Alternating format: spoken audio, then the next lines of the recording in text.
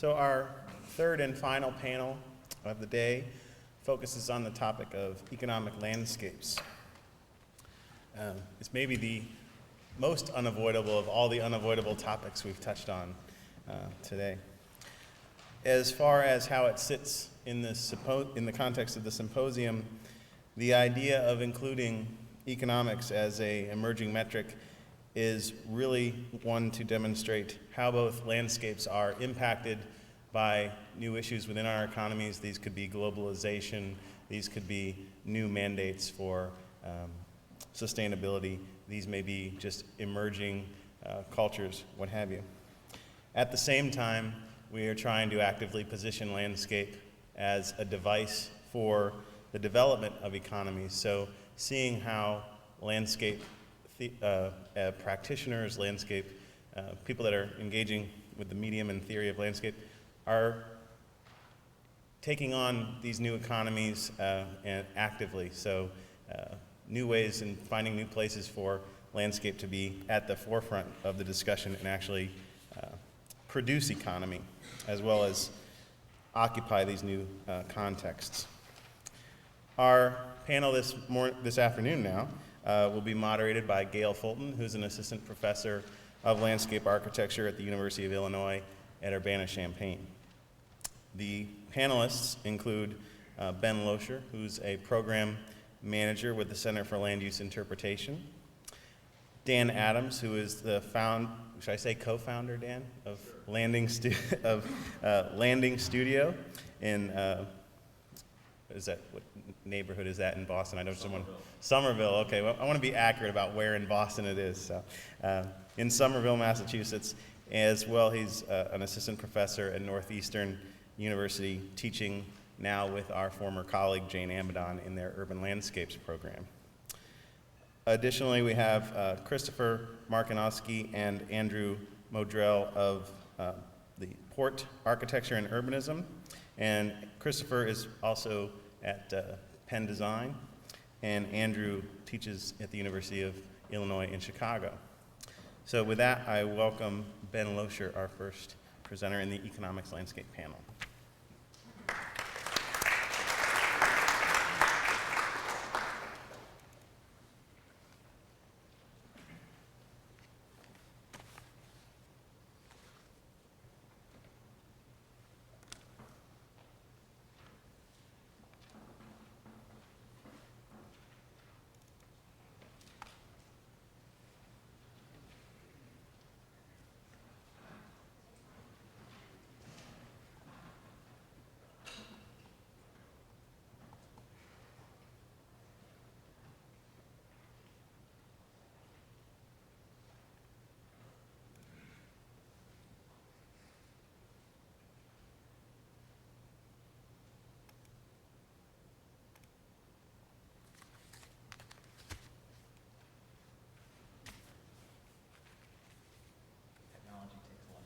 Yeah, that's right. I was a little worried about the click to add notes.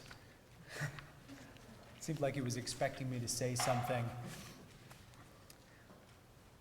So thank you, Jason, for inviting me. I'm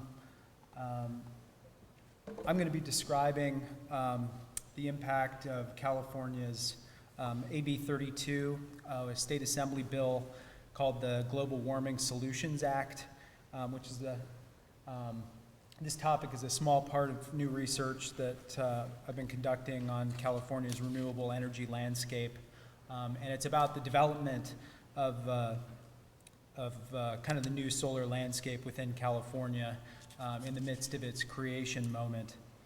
And although the topic is enormous, I'm going to concentrate on using it as a way of describing the conventional manners in which economy and bureaucracy inform landscape, and maybe providing a norm or baseline from which some of the alternative strategies that we talked about earlier today, and I think will be addressed by some of the later panelists, might be understood or measured.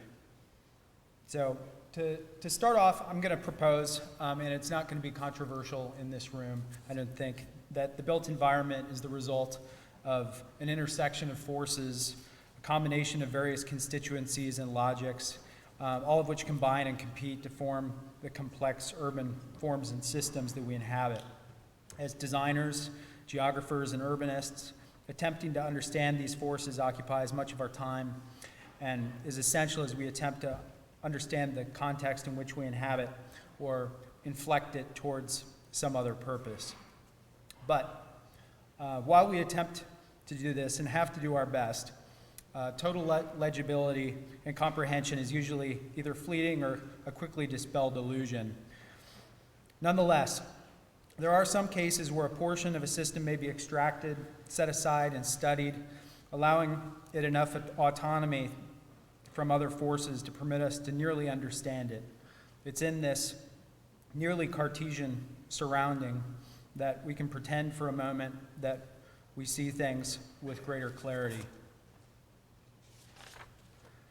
And as far as nearly Cartesian spaces go, the Mojave Desert is close enough to serve the purposes, at least of this talk. As Rainer Banham noted, the Mojave is a place where if one finds a bullet casing, it's usually possible to find the thing at which it was fired. And these human interventions have a way of kind of standing out as intentional and significant. So the impelling force behind the topic I'm discussing actually has nothing initially to do with economics. It's the result of this legislation which was enacted by the California State Assembly to combat global warming. It was lobbied for heavily by environmental advocates and portions of California's high-tech industry that stood to benefit. And AB 32, which is again called the Global Warming Solutions Act, was signed by Arnold Schwarzenegger, who was then our governor in 2006, prescribing significant reductions in greenhouse gas emissions. Although the bill's implications were broad and suggested changes included land use planning and transportation, the immediate spatial impacts that would appear, and most unexpectedly, were actually to be felt by regulation of California's electrical utilities. By requiring that greenhouse gas emissions for California electric utilities be reduced by 15% by 2010, followed quickly by a 33% reduction by 2020, the market for renewable power exploded.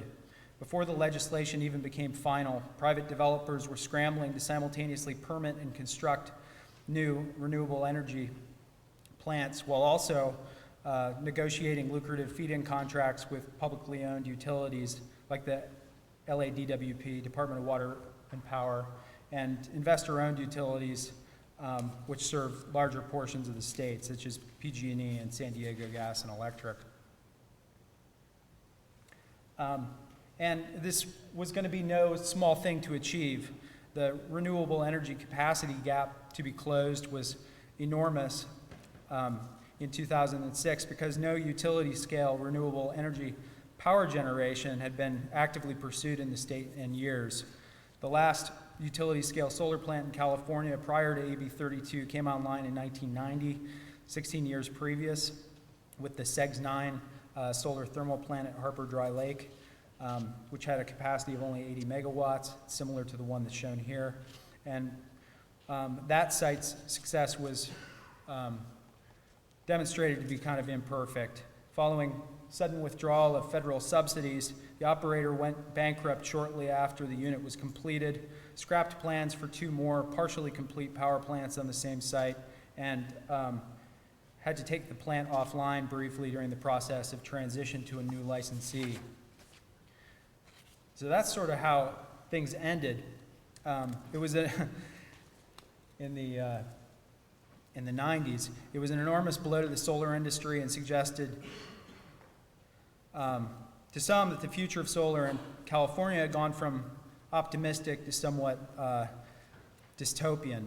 And it's notable that one of the SEGS facilities at Kramer Junction, which was part of that same program, and also affected by the bankruptcy, is probably best known for appearing as a filming location for Gattaca, which depicts a certain ambivalence towards the impact of technology on the people who live with it. And then some 50 miles to the east of that Kramer Junction site, the landmark 10 megawatt solar 1 and 2 projects in Daggett, California, shown here. It's the solar tower. This came online with significant fanfare in 1981.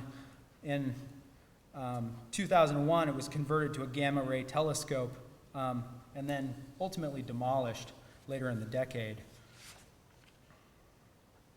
So, with history providing little comfort post AB 32, the race for cost-effective utility-scale renewable energy led in more or less one generation, which was towards solar thermal generation technologies, similar to those used 2 decades earlier in the SEGS projects.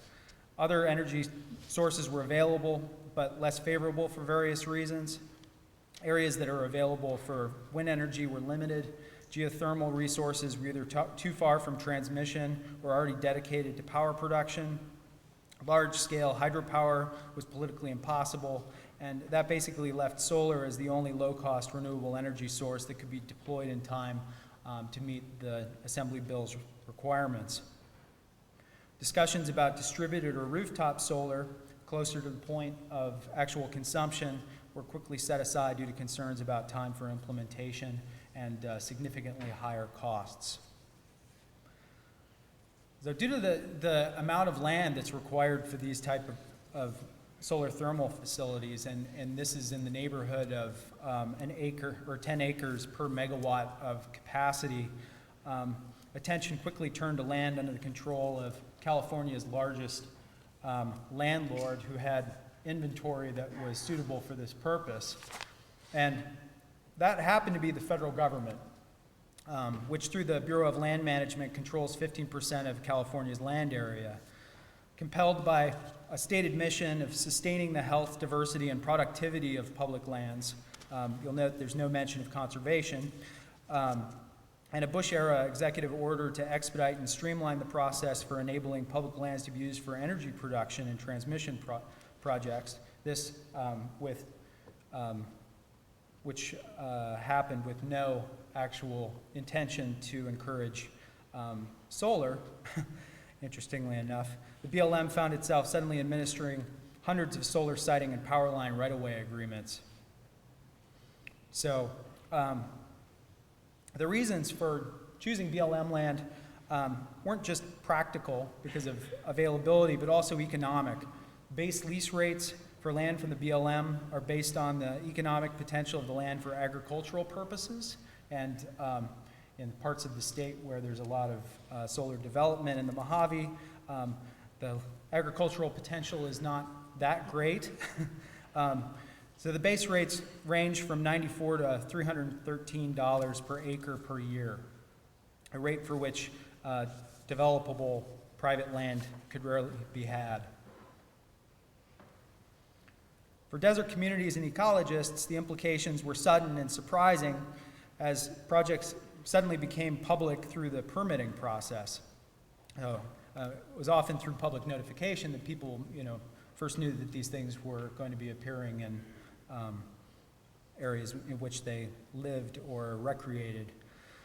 Familiar lines of opposition formed between local interests and the urban constituencies who would see the most benefits from the projects, but then also unexpected alliances to stop the projects also formed between groups like off-road vehicle advocates and environmental groups. Though it was clear that not all of the projects submitted for approval would or could even be built, because ultimately it was a competition to see who could get through the permitting and construction approval processes first. Nonetheless, hundreds of square miles of desert recreation areas, viewsheds, and habitats would necessarily be affected. And though it must have seemed an unexpected outcome for groups, many of which who had initially lobbied for AB 32 to be then finding themselves on the opposite side of renewable energy, the process for selecting these locations was so linear as to appear almost inevitable. And that has something to do with this. Not all portions of California are suitable to solar development due to a direct correlation between the amount of solar radiation falling on a particular site and potential generation. The southeastern portion of the state, mostly desert, has 50% more generation potential than the northern and coastal areas. Furthermore, Bureau of Land Management administer lands occur predominantly on the eastern non-urbanized portions of the state.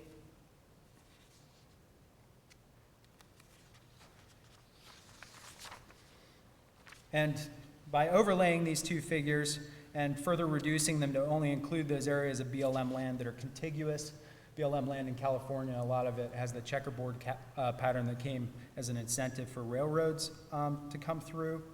So if you take out the checkerboarded areas, reduce the areas in question to those which are greater than 1 mile in size, and also within practical distance of power transmission alignments, what we get is something like this.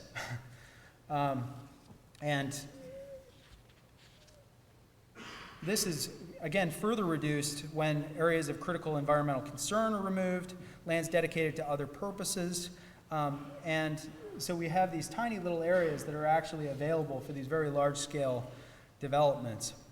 And these get memorialized in a document that was jointly produced by the California Energy Commission and the BLM as another competitive renewable energy zone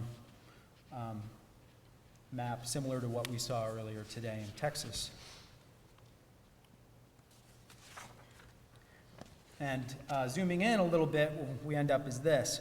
Existing federally designated energy corridors are shown in green, planned and partial corridors in stippled purple.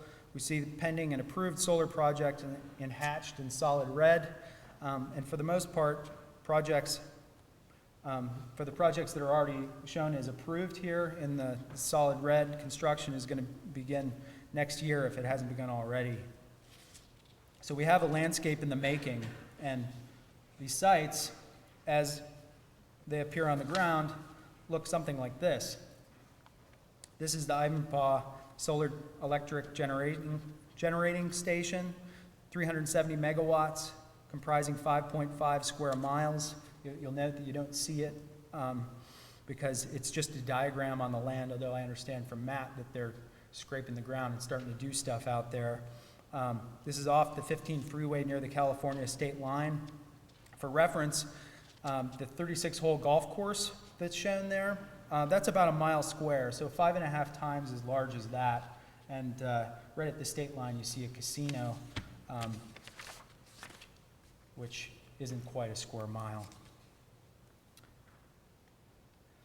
This is the Desert Sunlight Solar Farm project, producing 550 megawatts, still larger, and covering 7 square miles near Kaiser Steel's defunct Eagle Mountain mine. This is off the 10 freeway and adjacent to a Southern California Edison power right-of-way. Skinny gray rectangle of disturbed ground is about a half a mile north and south. So we're talking about 7 square miles, most of the solar development, most of which will occupy kind of the middle right, lighter colored portion of the screen. Then still larger, 663 megawatts, the Calico Solar Project, also 7 square miles off the 40 freeway.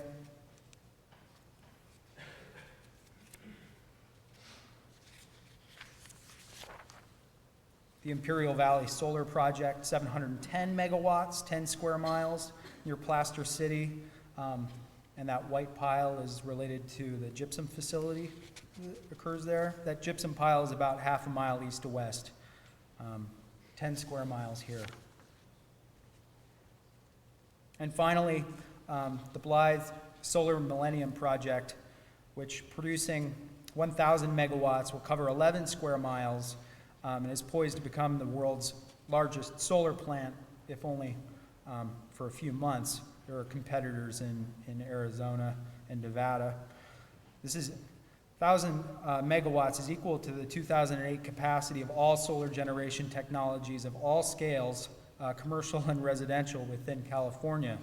So it's significant.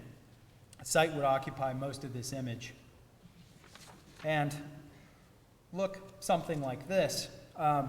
Despite the size, the scale of the geological landscape seems to accept this facility, at least the way that it's depicted in this rendering from the permitting documents. The Blythe Solar Millennium project uses solar trough technology similar to those used 20 years earlier at the SEGS projects, which are relatively low profile. And then here at Rice, California, a solar tower linked in heritage to the demolished towers, Solar 1 and 2. We saw that heliostat array and tower. If these sublime and nearly scaleless landscapes are the product of economics and reductive geometry, we almost see this Boolean operation happening as things are subtracted, which end up, turning into these projects and locating them on the ground. We can almost imagine that happening as a scripting operation. So we have to see how this planning process and bureaucracy actually hits the ground and deals, these economic and spatial issues are sort of quantitative. I'm going to discuss a little bit about the qualitative side of the process, which is addressed through this 900-page document. This is where all the nuance is.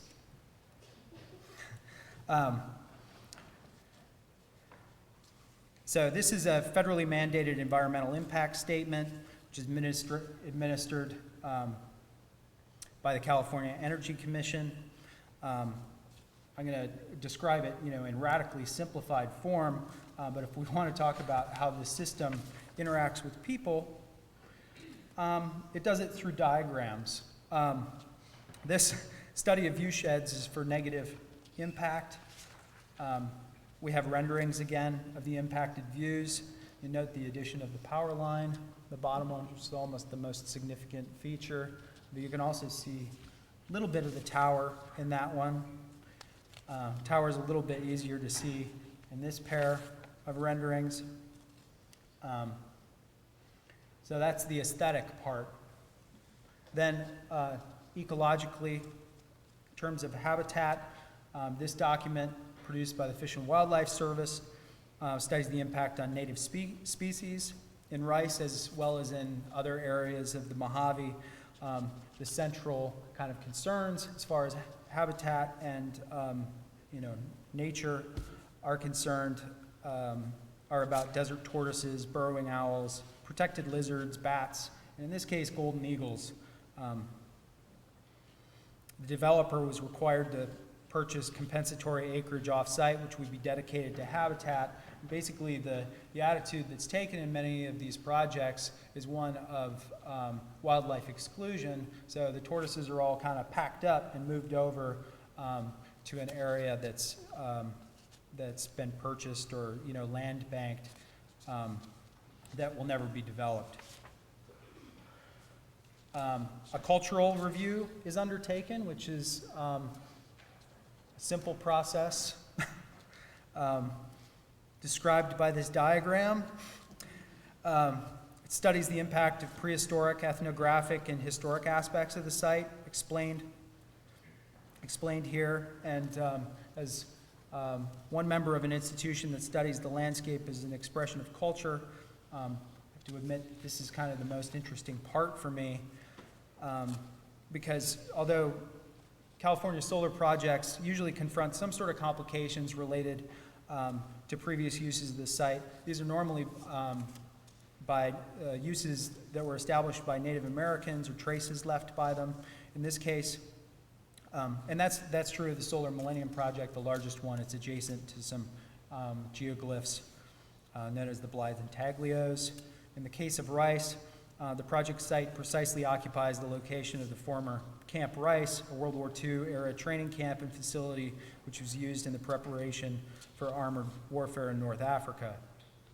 In 1944, Robert Oppenheimer visited Rice and examined the nearby basin as a possible site for testing of the first atomic devices. Ultimately, it was decided to conduct the work at White Sands in New Mexico. So despite failing to participate in those culturally significant events, the commission that created this document, while permitting the remainder of the base to be largely destroyed or covered by solar generation, did impose conditions of licensure that included recognition of the site's previous use, and I think these are pretty interesting. The developer was required to engage an archaeologist and a cultural resource specialist. They had to produce the customary resource monitoring and mitigation plan, document all cultural features to be destroyed, and then among the other conditions of licensure are some interpretive elements. Project owner has to construct and maintain a historic interpretive road stop, which would include parking, a shaded information kiosk, and a trash receptacle. It gets quite specific. Fund and enable the production of a high-definition broadcast quality documentary of the Rice Army Airfield, Camp Rice, and surrounding cultural landscape, focusing on the integration and contributions of the airfield and Camp Rice, the World War II military training mission, all from an aviation perspective. And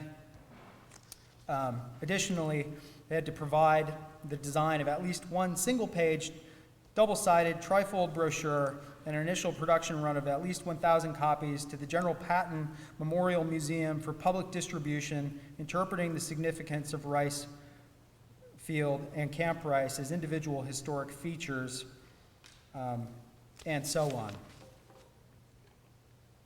So, as I mentioned, this is the normative process, but one of the things that I wanted to get across is that there is, a bureaucratic sensitivity to the human impacts of these developments. Although driven by economic concerns, which, in this case is profitability, and directed for the accommodation of a single program, this is a very common type of operation for developments of any kind. And unlike many of the environments created by architects or landscape architects or other designers, there's little aesthetic or social intent forming this process, except to the extent that it enables power generation. This has obvious consequences, both human and ecological, which I'll leave for others to problematize, but I would also note that because of the scale and ubiquity of these pragmatic economic and regulatory forces, they have an ability to form environments and landscapes that sometimes exceed the ambitions of the intentional, carefully controlled spaces created by designers. And though incomplete in terms of addressing all aspects of site and human habitation, they may yet be wonderful, with the potential for accidental sublimity far beyond what is normally available to us as designers. And I'll leave you with this final image. It's a still from Baghdad Cafe, which was shot down the road from the old Solar 2 site. And by pure accident, on windy days, reflections from the heliostats produced these sort of unexpected atmospheric phenomena. Thank you.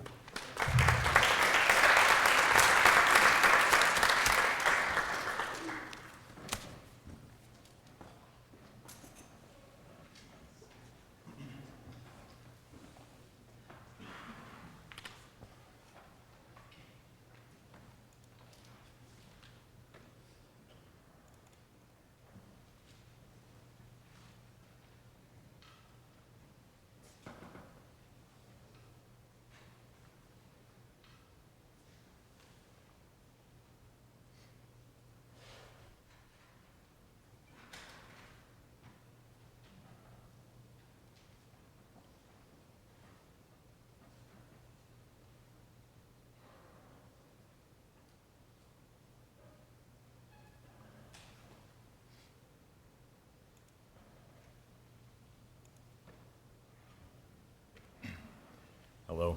I want to thank Jason and Karen for getting me out here. And I also just want to introduce actually my, Jason mentioned that I'm a co-founder of Landing Studio, which is the work that I'll show today. I am a co-founder with my business partner and wife. It's always funny to call someone your business partner. Who's your wife, Marie Adams. She's the sort of licensed architect, so she's sort of the legitimate one.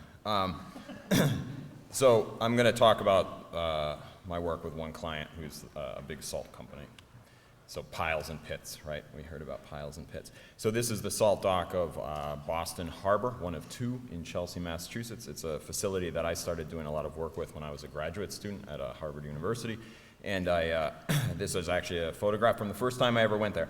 And I guess I just really liked it a lot. I thought it was very, very interesting. I thought it was sort of one of the most unique landscapes I had ever seen. This is actually as they're receiving a shipment of recently evaporated salt from Mexico. And I sort of wandered into the facility actually with my business partner, and we sort of, the terminal manager immediately, what are we doing, all this. But then immediately we said, oh, we just really like this, and he says, great, because we like anybody who likes us. And so he immediately started, he actually introduced me to his son, and his son took about 2 hours wandering us through this site, taking us into a ship that was there at the time. And they just vented essentially on us saying, we don't get it. Why doesn't anybody like us? This sucks. We can't do what we want.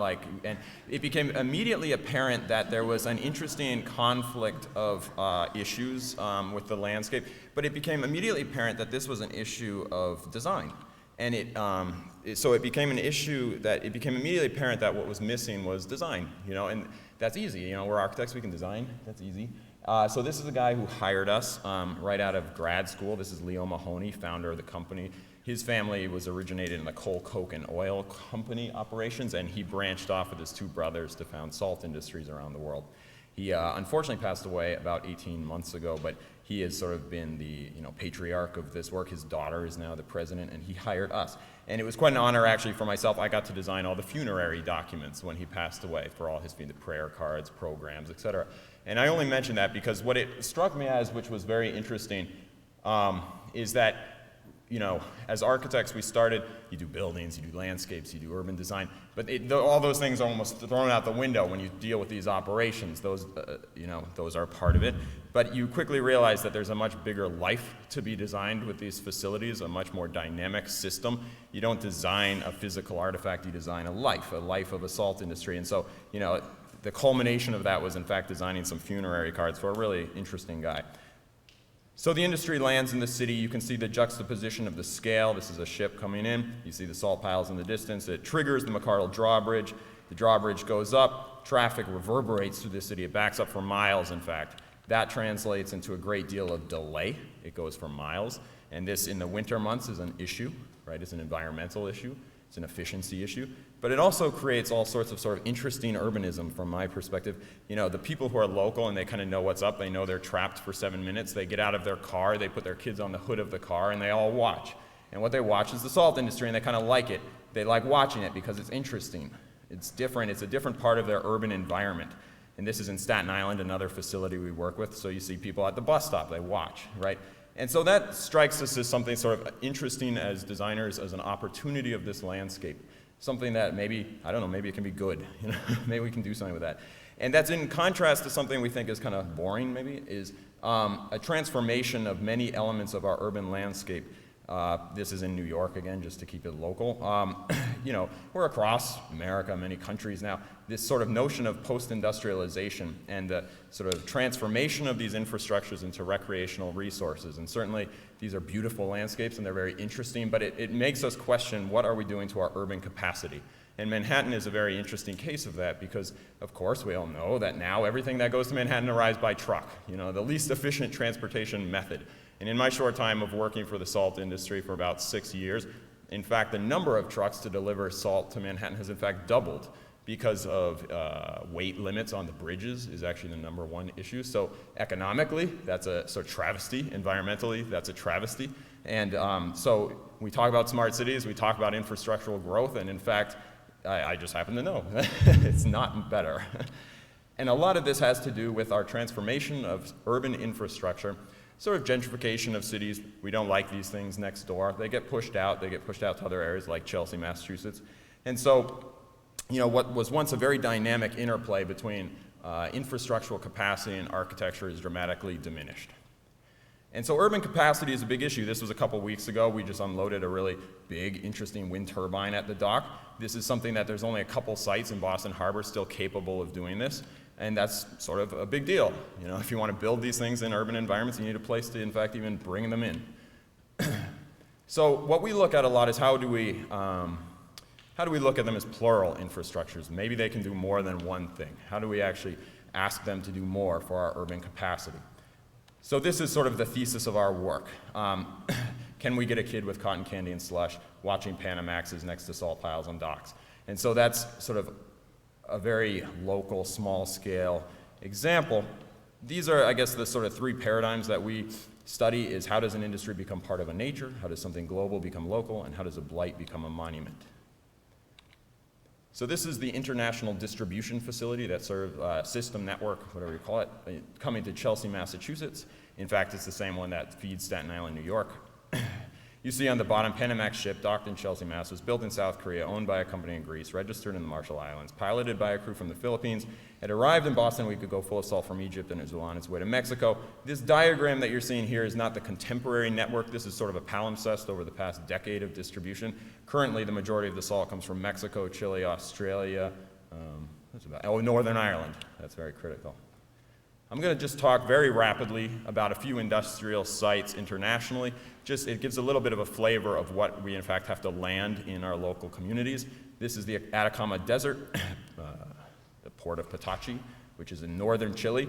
It's a very desolate environment. Not many people live there because there's no water, which is sort of a big issue, but great for salt, since water dissolves salt. But you see this kind of convergence, this massive international convergence of just a ship queue waiting to get loaded up.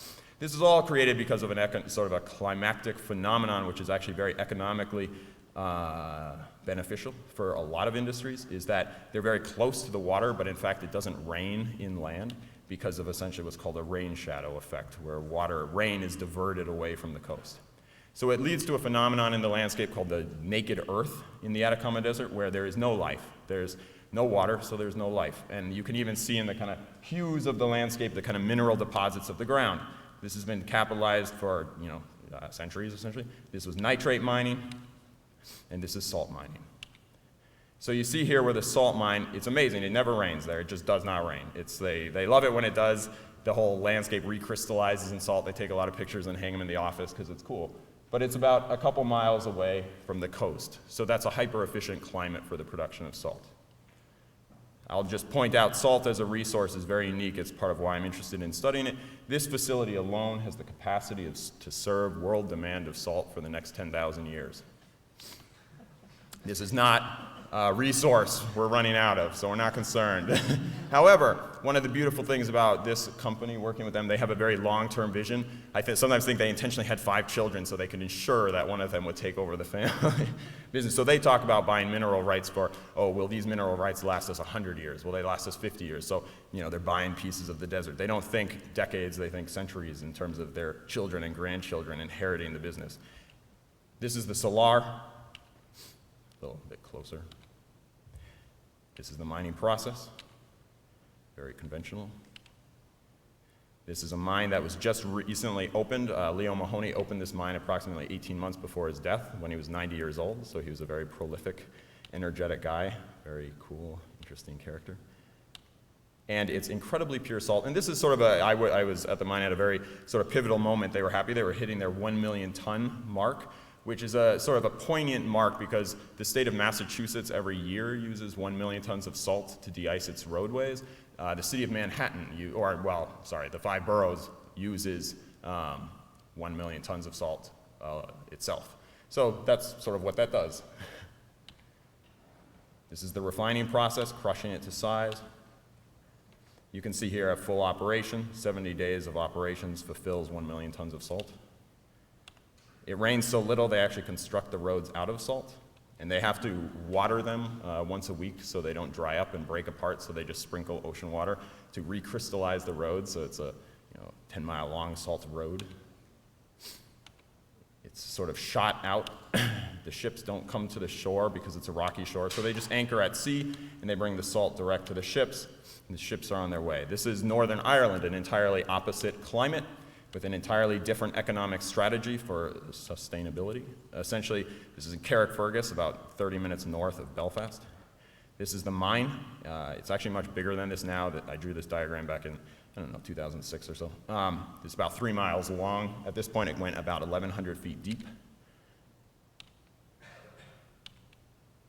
You can see here that when the mine started, it's an interesting name. It's called the Irish Salt Mining and Exploration Company because this is a very difficult mine to operate, actually. It's a very odd salt vein underground, and they can't find it all the time. So you see them kind of struggling in the history of the mine to, in fact, find the salt underground.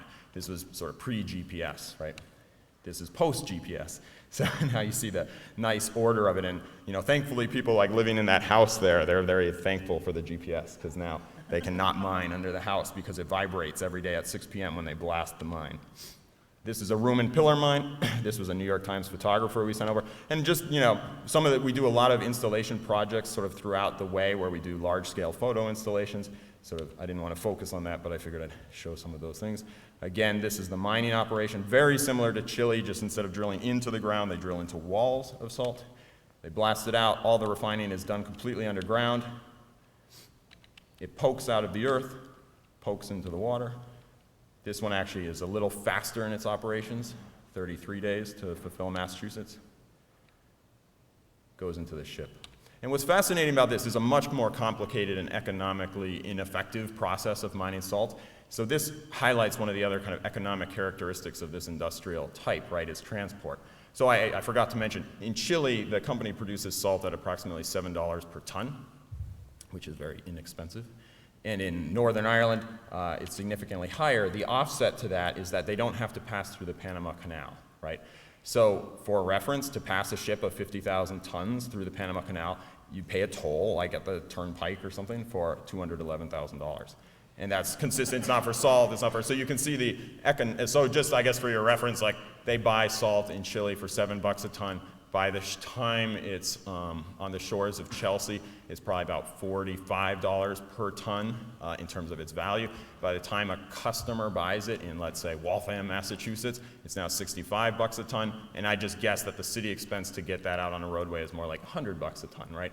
So you're going from $7 a ton of production cost because of the efficiency of the climates, in fact, that they tap, and the efficiency of the transport systems they tap, to less efficient systems on land, right? And the cost goes up exponentially. So that comes to Chelsea. This is Chelsea. It's about 50% industrial, 50% residential. I won't get into all the conflicts that creates, but you're talking about a city in Massachusetts that's actually about 60,000 people. That makes it the second most residentially dense municipality in Massachusetts, and it's actually the most industrially dense municipality in Massachusetts. So industry and people live right on top of each other. This is the navigation channel. That is a massive piece of infrastructure that's been dredged and constructed over centuries again. And this is the resulting designated port area. This, of course, was not always the designated port area originally, like Manhattan. A lot of these facilities were directly in the city, and they've been more and more actually pushed out of the original landscapes designed for them to arrive. You can even see it here where the kind of nature of the water goes from a nice fat waterway up to this very narrow waterway, which is very difficult for even navigating ships and very limiting, in fact, into their potential growth. But because of those sort of gentrification forces, now the industry is up in communities like Everett and Chelsea, Massachusetts. This is the industrial wall. And in the case of the salt pile, it's a very animate wall, and it traces sort of characteristics of where it's coming from, right? So all the different salts and all those different tactics, in fact, make piles not totally generic in nature, right, but a little bit interesting. And people in the community react to this in different ways. So this is a woman who lives across the street. She keeps like a daily blog of the salt and the ships, and her cats and all that. And then, of course, it has tons of community conflict, which leads us to sort of a perception in our design work that we're never going to turn something like this to be neutral. It's either going to be a blight, or maybe it can transcend and become some form of designed monument. Through years of working with them, we've developed a whole palette of very small-scale tactics which just try and, let's say, improve some of the sort of even just visual characteristics of these landscapes. But we'll talk about a few more kind of complicated relationships. So it's a highly kinetic landscape. Throughout the seasons, it completely transforms and morphs. The ships, the more contemporary ships, have actually really improved their efficiency. They discharge 50,000 tons in approximately 12 hours. So you can go to work in the morning and have this view from the city. If a shipment from Mexico comes while you're at work, this is what you might come home to. And then if the next day a Northern Irish ship comes, your horizon again changes, right? So this again creates sort of community conflict. So my first project as a graduate student with them was actually developing a series of sort of designs on this landscape to use that communicative characteristic. And at first we really sort of studied a lot of Jenny Holzer, you know, and oh, I'll be fast. And wanted to put some sort of more poetic kind of concepts on the landscape, but we kind of, the company, well, basically the Red Sox made it to the World Series, and the company said, forget that. Who's Jenny Holzer? This is stupid. And they said, you have to, they said, put Go Sox on the pile, that'll make us happy. So we did that, and it was fortuitous because what we then did, Christmas carols, we did lots, and you know, the light, the scale of the light, it's able to adapt to the salt pile. Very few things are capable. So throughout the season, we could turn this into sort of a local messaging board, something that created a little bit more of a local dialogue, which to us was just, this was a case where, you know, we thought the spring was coming. We got a late snowstorm, so hopes for spring vanished as the salt was deployed on the road. And it raised sort of a dialogue with the city, which just started raising some kind of questions, and we just liked that people even started talking about the salt piles as art, you know, art, which was different for them. And of course, it was still used as sort of a dialogue to even critique the operations, right? So just part of what we've been doing, we've been studying a lot of facilities around the world. Tempted to just skip this, but essentially one of the things we just are interested in is, again, if you just look at the sheer economy of these infrastructures, if you can produce salt for $7 a ton, there's very few things on earth that you can produce at $7 a ton. It means you've tapped into some form of efficiency, right? In this case, it was sort of climactic conditions or transportation efficiencies. They basically honestly, they let nature do the work. They are almost zero petroleum input industries other than operating. To produce multiple millions of tons of material on essentially a couple motors is pretty impressive, actually. Pretty impressively efficient. So it was something that I guess got us interested. We were also interested to just look at some really massive scale infrastructure, something like the Panama Canal, its water management system.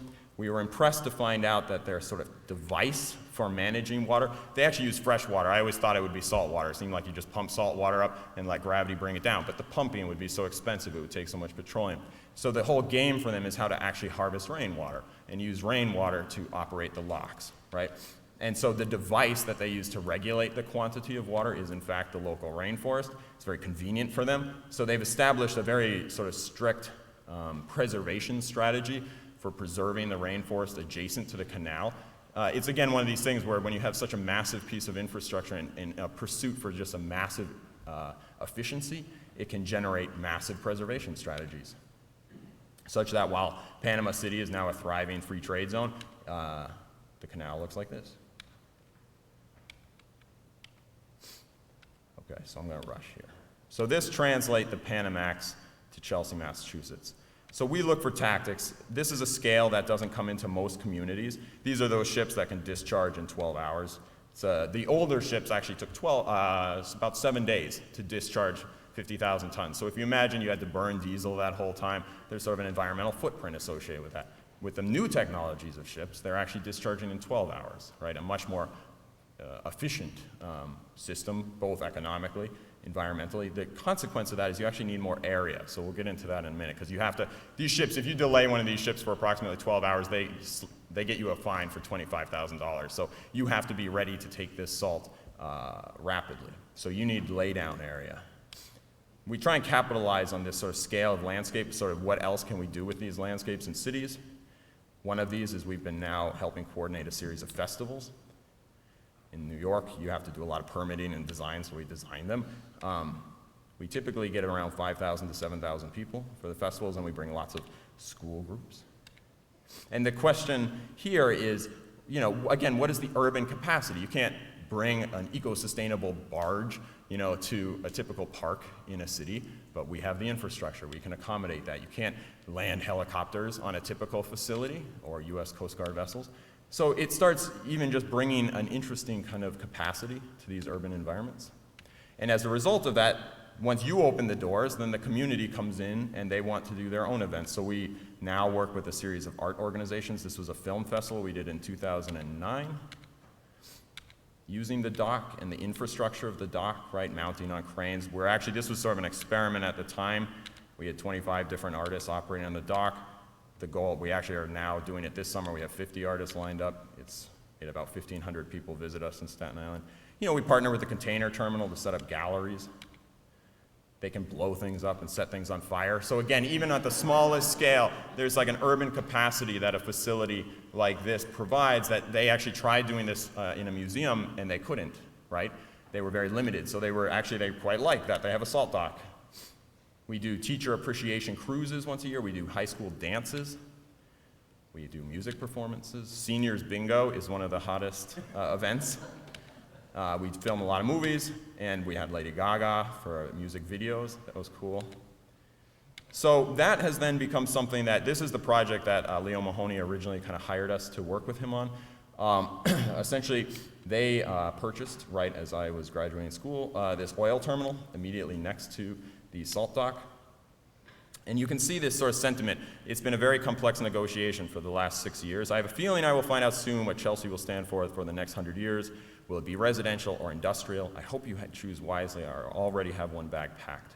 And like I said, in Manhattan, that's obviously led to a certain infrastructural efficiency plague, right? We keep abandoning these kind of transport systems. So I think our interest, again, is can we do both, right? He says we can't, we hope we can. This is the oil terminal. The concept that we're working, that we've now sort of finalized the development for with the city, is to transition this into a joint salt storage and public park area. We've worked with the city. So you can see here that essentially the concept is we have a series of sort of small-scale public parks interspersed within the industrial operations. This is something the city has now sort of asked us to look at more kind of a waterfront scale. Again, a certain amount of cynicism. But that's, I think, a very fair question. So the sort of concept here that's complicated about this is that cities set up a certain zoning strategy. They would like their waterfront to be condominiums, parks, all these things that are rapid economic benefits for the community. The state looks at this as that's a giant environmental efficiency negative, right? Because they lose the ability to bring in these large-scale vessels, and they end up trucking everything from Port Newark, which simultaneously makes the salt a lot more expensive and honestly a much bigger environmental footprint when you factor in road congestion, the trucking, et cetera. So they actually have legislated the waterfront of cities like Boston and New York to the point that it's referred to as a legislative taking.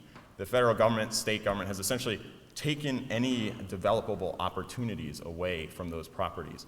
And so a lot of what we've had to do is sort of work with these different agencies to stretch those parameters of those regulations. So for 5 years, we've been just meeting with enormous amounts of politicians. And I included this slide. This is from a similar project we're doing in New York, just because we were talking about this speculative to production question before. And we have a very simple sort of way that we operate, I suppose. We first work a ton with the community to hopefully come to an agreement where they actually have something they want.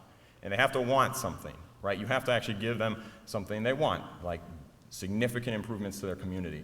Once you have hundreds of support letters and community zoning board votes and planning board votes, we take it to the politicians. And one by one, we ask the politicians to sign support for the project. And then we walk into the agencies and we provide them with letters that have the signatures of every politician that represents the area. And we have hundreds of support letters.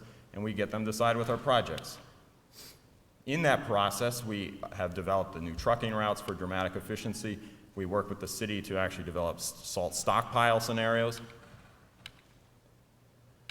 No. I assume I'm over time, Jason. Yeah. Okay, I'm almost done. So what you're seeing here is one of the very sort of interesting things about these sites is, again, infrastructural capacity. All of the water, electricity, telephone, fire alarm cables serving East Boston and the Boston airport flow through this site. That's part of how we were able to negotiate with the state to locate parks over these infrastructures, because we have diminished industrial capacity on those sites, so we can supplement that industrial capacity with community capacity, and that fits in with the DEP and coastal zone management guidelines. We've done a phase 1 demolition where we've begun tearing down the oil terminal. This is, of course, a former asphalt batching and jet fuel terminal. It's a little messy. It's quite sort of a pain in the ass, in fact.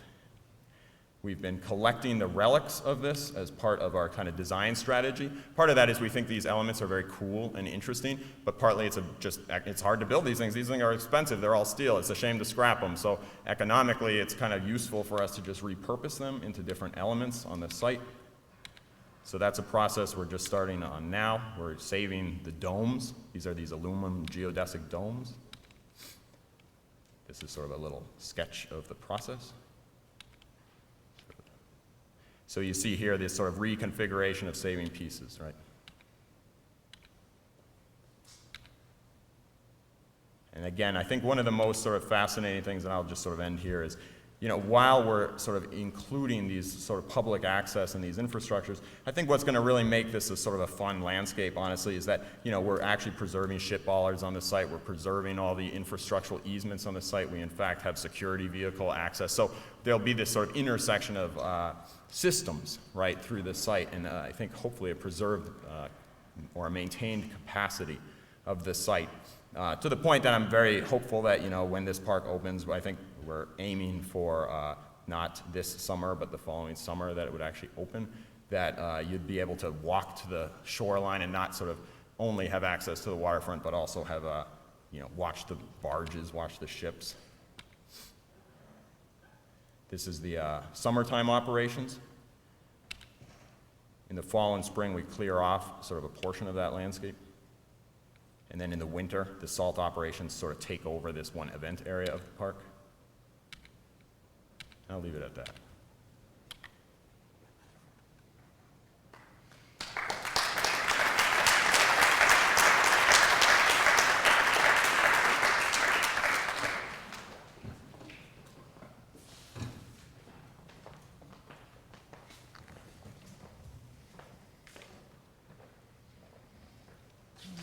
Should we try the small or the big? I think the small. Okay.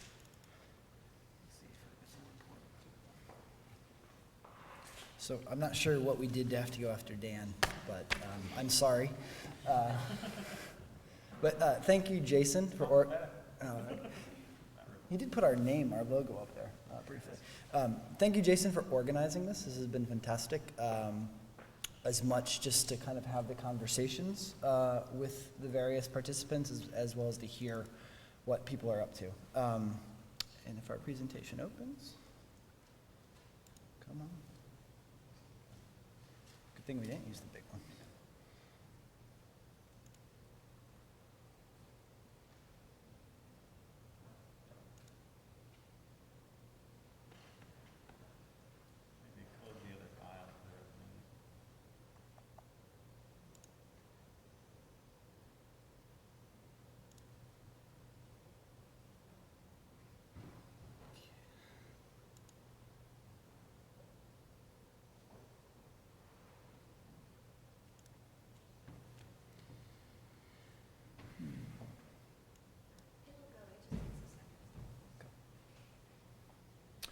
There we go.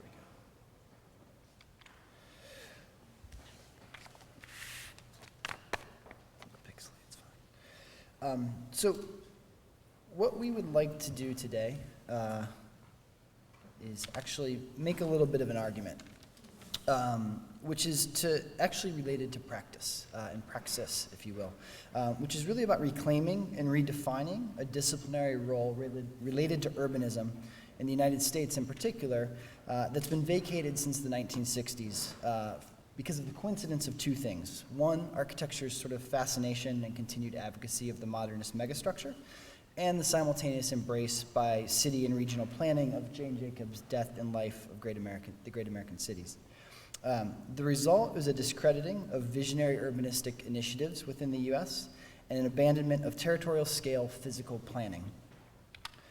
The result has been an American landscape that's characterized by small-scale ad hoc interventions and repetitive prototype-based urban design products. In essence, we've seen that vision when it comes to American urbanism is neither valued nor respected. And in fact, in some cases, we've lost the ability to think big about our cities.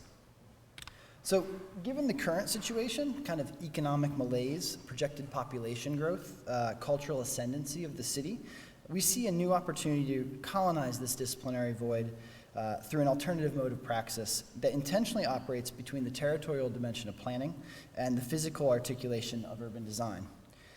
In essence, thinking spatially at the scale of the metropolis, the watershed, the ecosystem, or the region, while simultaneously developing localized catalytic interventions at the scale of physical design. So for our purposes today, what we'd like to do is quickly outline what we see as kind of 4 limiting characteristics of contemporary American urbanism, and then 4 aspects of an alternative mode of praxis that we think can engage and occupy this void. These 4 things, the 2 sets of 4, don't correspond directly, but offer a particular response to the situation at hand. The scale and type of urbanistic thinking that our cities will need in the coming decades will require significant collaboration between a range of disciplines and a multitude of authors. We believe that design can take a leadership role in this work by exploring the latent conditions and emerging interrelationships present in existing urban form, while calling attention to and advocating these potentials through the development of clear, provocative, pragmatic scenarios for leverage and transformation. So the first sort of category of the current situation that we want to address is this idea of do no harm urbanism, which is essentially to say that there's a lack of optimism and a general fear of innovation when it comes to conceptualizing future urban environments. So for all the sort of criticism and mistakes of mid-century planning and design, I think the one thing that we can still appreciate about this work is the sincere, albeit a bit naive, optimism with which it represented. This wasn't just specific to design, but was part of a broader cultural disposition. But the work remains impressive for its aspiration, its creativity, its ingenuity, and its scope.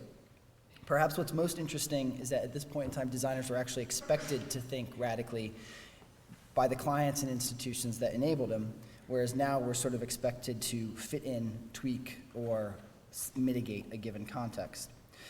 The failures of these initiatives have served to completely discredit any type of metropolitan scale vision today, and in essence, reduce our ability to engage the city. In fact, it's hard to imagine contemporary American urbanism considering or let alone undertaking many of the large-scale urban transformations we saw in the late 19th century and early 20th century. Take, for example, Olmsted's Emerald Necklace, essentially a project that began as a flood mitigation and sanitation project that was expanded into a metropolitan-scale public realm armature. Instead, today we have Nicholas Grimshaw and Ken Smith putting a golf course, not even a golf course, a driving range on top of a water treatment facility, essentially trying to hide it rather than engaging it and fitting it into the city. Okay, so the second issue we see is this, rather than leveraging local conditions and unique physiological and social patterns to generate distinct urbanisms, today we see a repeated cocktail of what we are referring to as keeping up with the Joneses urbanism. In essence, there's this disturbing herd mentality in urban planning design that if it worked there, it must work here. So, for example, Cleveland has built or is building all of these 6 items. These aren't all images of Cleveland because the convention center and the casino are being developed, but they're not necessarily calibrated to a particular set of urban conditions, but copy-pasted based upon envious assessment of marginal successes by peer cities. So the result is an increasingly singular definition of American urban form, and it's become so endemic that versions of the High Line are being proposed in Chicago, Philadelphia, Los Angeles, and Toronto, apparently ignoring the unique political and economic context that produced the success of New York's High Line. A third is, well, we're calling it checklist urbanism. It's following up on this reliance of what has worked elsewhere could work here, and this commodification and standardization of urban products. There's also this increased codification and increased procedural requirements